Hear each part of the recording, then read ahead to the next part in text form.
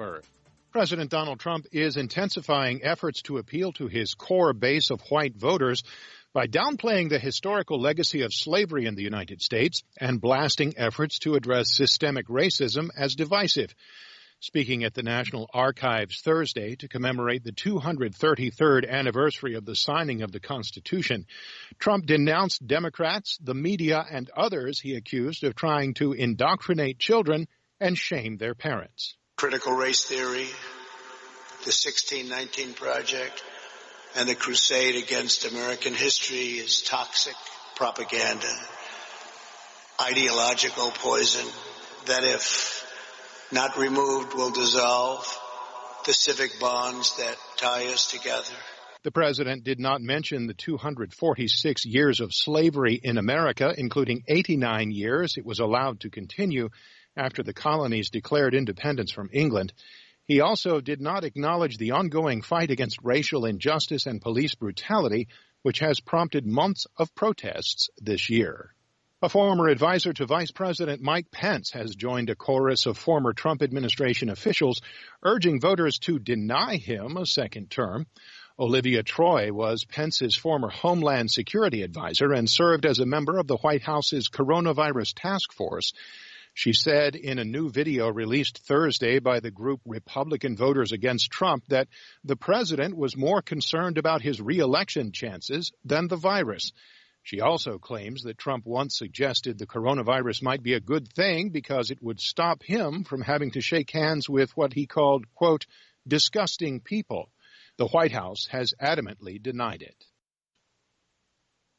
U.S. FBI Director Christopher Wray on Thursday warned that Russia is interfering in the 2020 U.S. presidential elections with a steady stream of misinformation aimed at Democrat Joe Biden, as well as sapping Americans' confidence in the election process.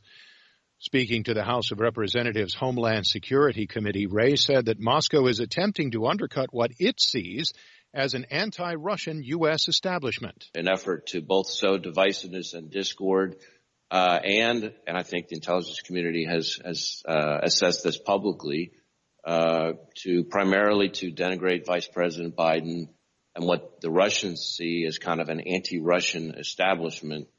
The FBI director's testimony follows an August 7th warning by the director of the National Counterintelligence and Security Center that Russia, China, and Iran were all trying to interfere in the November 3rd election.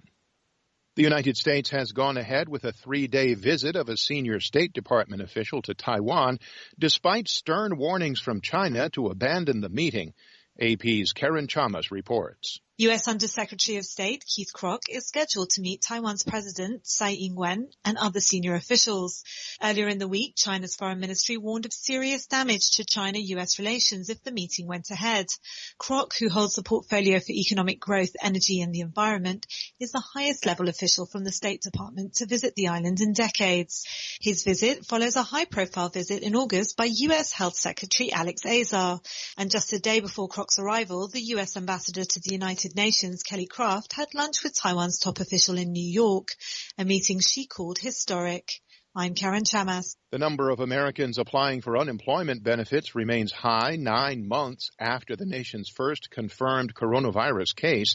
AP's Sagar Meghani has more. Some 860,000 people applied for jobless aid last week, down roughly 25,000 from a week prior, but still historically high.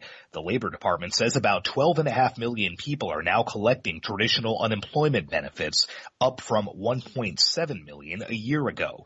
It's a sign the economic recovery remains fragile, with virus infections continuing as schools reopen and Congress failing to deliver another economic aid package. Sagar Meghani, Washington. The U.S. has sanctioned entities and individuals associated with Iran's intelligence and security ministry for allegedly engaging in a malware campaign targeting Iranian dissidents, journalists, and international companies in the travel sector.